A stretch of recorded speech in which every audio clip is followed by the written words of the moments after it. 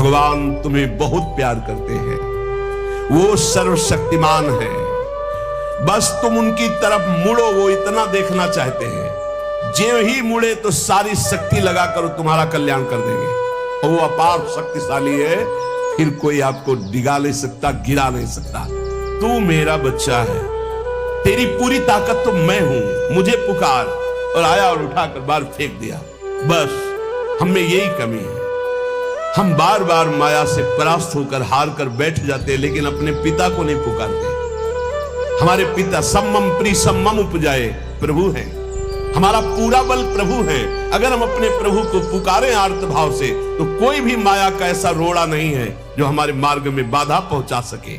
अगर आर्त भाव से भगवान को पुकारो, नाम जप करो, सब मंगल हो जाएगा। और भगवान मिल गए तो ये माया रचित संसार तो उनके एक संकल्प से प्रकट हुआ है। और अगर निष्काम भाव से भगवान की आराधना करो तो योगक्षेमम वहाम्यहम, मांगना ही नहीं पड़ेगा, आगे से आगे वो व्यवस्था करते जाएंगे, आगे से आगे व्यवस्था करते जाएंगे। हम तुम्हें कैसे बतावे, पग पग पर वो उनकी कृपा ऐसे बरसती चली जाती। कैसे कैसे अरे कर तुम अन्यथा कर तुम। हम प्रभु की शरण में हैं, उनके वचन कभी झूठे हो सकते हो। कहते हैं मैं स्वयं वाहन करता हूं, अप्राप्ति की प्राप्ति कराता हूं, क्षेम की रक्षा करता हूं। किनको? जो केवल मेरा चिंतन करते हैं। फिर आपको चिंता की बात नहीं, और आप चिंतन नहीं कर रहे। चलो, यदि तुम नहीं सुधर सकते, नहीं छोड़ सकते, तो जो होता है होने दो। तुम नाम को पकड़ लो।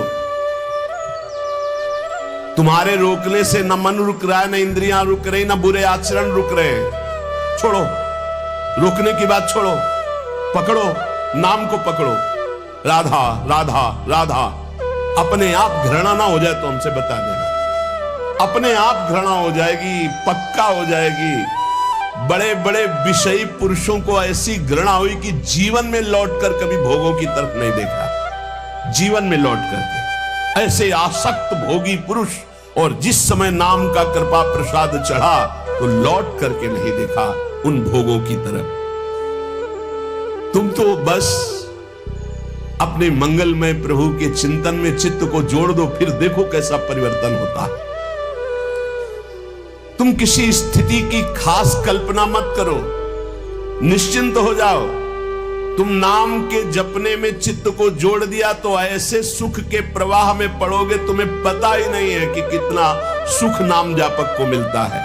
अगर समझ में आ रही हो तो समझ लो, केवल इतना समझ लो, तुम नाम को पकड़ लो, नाम सबसे छुड़वा देगा आपको। एक जन्म स्वांग ही कर लो भक्ति का। झूठा खेले साचा होए, झूठा शुरू कर दो। ये हमारा भाव तो नहीं बनता, हमारी भक्ति तो नहीं, पर अब कहा है तो राधा राधा शुरू करते हैं। झूठा खेले साचा होए, ये मार्ग ऐसा है। झूठे से बोलो राम कृष्ण हरि तो आपका मंगल हो जाएगा।